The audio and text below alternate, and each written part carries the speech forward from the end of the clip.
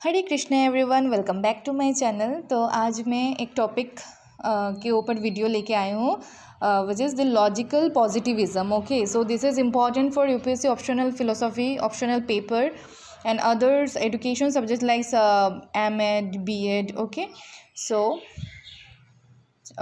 जिस किसी को भी ये टॉपिक चाहिए होगा आप लोग देख सकते हो। Okay, so now come to the point. Logical positivism जो है उसको logical empiricism, logical neo positivism भी कहा जाता है। ठीक है, it's a type of philosophical movement that arose in Vienna Germany in the 1920s and 30s में ये स्टार्ट हुआ था। और मॉरिस सिल्क इसका फाउंटेन फादर है। ठीक है, सम ऑफ द मेंबर्स उनका नाम मैंने मेंशन किया है, जैसे Rudolf Carnap, Victor Kant, Kraft, then Kurt Grelling और भी कुछ कुछ है। ठीक है, मैंने सब नाम तो यहाँ पे मेंशन नहीं किया है।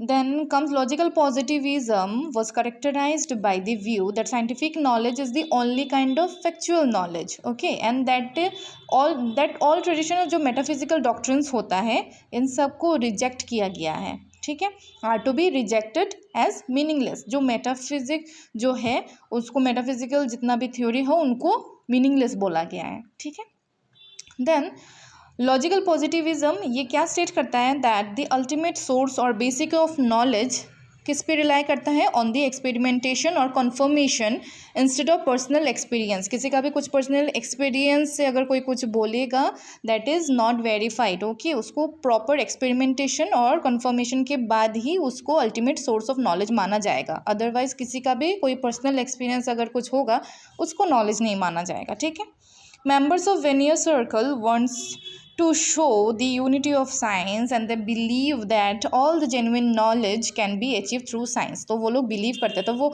यहाँ पे जो लिखा है ना, members of Vienna circle wanted to show the unity, वो लोग क्या करते हैं, एक एक टाइम पे अलग अलग टाइम पे वो लोग मिलते थे, मिलके ये सब डिस्कस करते हैं कि कौन मतलब कितना लॉजिकल है, ये सब डिस्कस करते हैं और कौन कितना साइंस बेस्ड नॉलेज रखते हैं। ये सब बेसिकली वो लोग यहाँ पे जब मीटिंग होता था उनका उस पर डिस्कस करते थे। ठीक है, तो वो बेसिकली साइंस बेस्ड नॉलेज में उनका एम्फोसिस था, तो इसको लेके ही उनका चर्चा होता था। ठीक है, scientific knowledge is the only kind of factual knowledge, जैसे पहले भी बोला है। तो यहाँ पे क्या बोला है, देखो सोर्स ऑफ नॉलेज क्या है उनका, लॉजिकल रीजनिंग एक है, देन सेकंड वन क्या है, एम्पेरिकल एक्सपीरियंस। लॉजिकल अभी रीजनिंग मतलब जिसपे एनालिटिक जो बातें होगा या फिर जो एनालिटिक नॉलेज होगा और जो ए प्रायरी नॉलेज भी होगा। आई होप आप लोगों को ए प्रायरी नॉलेज पता होगा। बेसिकली ये क्या होता है, इंडिपेंडेंट जो नॉलेज होता है। ठीक है, इंडिपेंडेंट नॉलेज होता है जिसमें कुछ ऑब्जर्वेशन नहीं चाहिए, जिसमें कुछ एम्पिरिकल एविडेंस नहीं चाहिए, जो पहले से पता है, जो लॉजिकली बनाया गया है, या फिर जो some kind of mathematical truth, जैसे 2+2 क्या होता है 4 ही होता है। ये ऐसा नहीं है कि मतलब हम लोग ऑब्जर्व करते हैं या फिर थ्रू सेंस हम देखते हैं या फिर कुछ एक्सपेरिमेंट करते हैं, ऐसा नहीं है। वो एक ट्रूथ ही है जिसको बनाया गया है। ठीक है, तो ऐसा नॉलेज होता है। देन दूसरा होता है एम्पेरिकल एक्सपीरियंस, जो सिंथेटिक होता है और इसको ए पोस्टेरियोरी नॉलेज भी कहा जाता है। जैसे ए प्रायोरी नॉलेज जो डिपेंडेंट नहीं होता है, और पोस्टेरियोरी जो नॉलेज है वो बेसिकली क्या होता है, थ्रू एक्सपेरिमेंटेशन जो हमें पता चलता है। ठीक है, थ्रू ऑब्जर्वेशन जो हमें पता चलता है। जैसे स्काई का कलर ब्लू होता है, so we can see this, right? We can observe this. Then comes to the key features of logical positivism. बहुत सारा पॉइंट है यहाँ पे। Verification principle, rejection of metaphysics, focus on language, then emphasis on science, critique of traditional philosophy. As I have said that वो लोग metaphysics को reject करते हैं, they believed in science. So verification principle में क्या बोला है, statements are meaningful only if they can be verified through experience और ऑब्जर्वेशन। अगर कुछ एक्सपेरिमेंट से और या फिर ऑब्जर्वेशन से अगर कुछ वेरीफाई किया गया है तभी ये स्टेटमेंट, जो भी स्टेटमेंट होगा वो मीनिंगफुल होगा। ओके, देन मेटाफिजिक्स को रिजेक्ट किया because they claims about the nature of reality beyond empirical evidence are meaningless. वो लोग क्या बोलते हैं, जो मेटाफिजिकल, जो हम लोग मेटाफिजिक्स में क्या स्टडी करते हैं, जो यूनिवर्स है उसका एग्जिस्टेंस क्या है, उसका रियलिटी क्या है, तो वो बेसिकली क्या होता है, एम्पिरिकल एविडेंस उसका तो कुछ होता नहीं है, तो उसको बेसिकली रिजेक्ट किया गया है। जैसे गॉड का एग्जिस्टेंस, मेटाफिजिक्स में ये पढ़ते हैं ना, यूनिवर्स और गॉड्स का एग्जिस्टेंस होता है या नहीं, तो ऑब्वियसली वो तो हम देख नहीं पाएंगे। So basically for that they reject that metaphysics things. Then focus on language, language में फोकस दिया गया है क्योंकि लैंग्वेज के थ्रू कम्युनिकेशन होता है और उसके थ्रू ही कौन सा लैंग्वेज कैसे यूज़ किया जा रहा है उसके मीनिंग के ऊपर ही ये मतलब वेरिफिकेशन होता है। जैसे वो एनालिटिक था ना, ऐसे कभी कभी बहुत सारा स्टेटमेंट होता है, जैसे all bachelors are unmarried. Okay, ये एक स्टेटमेंट है, तो उसमें क्या है, देखो बैचलर्स किसको कहता है, ऑब्वियसली जो लोग अनमेरिड है तो उनको ही बैचलर्स कहा जाता है। तो ऑब्वियसली ये एक स्टेटमेंट से ही पता चल रहा है जो बैचलर्स है, जो अनमेरिड है वो ऑब्वियसली बैचलर्स ही होंगे। So that kind of thing. Then emphasis on science, science में एम्फोसिस किया गया है जो साइंस बेस्ड नॉलेज होगा, एक्सपेरिमेंट और जो ऑब्जर्वेशन के थ्रू होगा वही मतलब ट्रू नॉलेज कहा जाएगा। Then critique of traditional philosophy, then again logical philosophy argued the traditional philosophy was too focused on abstract concept.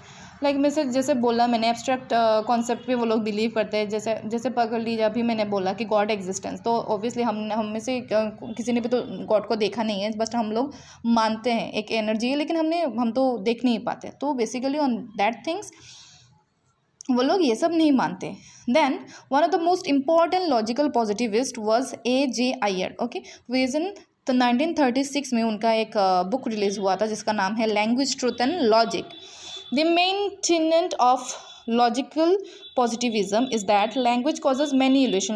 Language में बहुत सारा इल्यूशन होता है। जैसे when we properly analyse the proposition, means यहाँ पे प्रोपोजिशन मीन्स कोई एक स्टेटमेंट अगर कोई बोल रहा है, कोई दे रहा है स्टेटमेंट, उसको बोला गया है, we find that some are literally nonsense.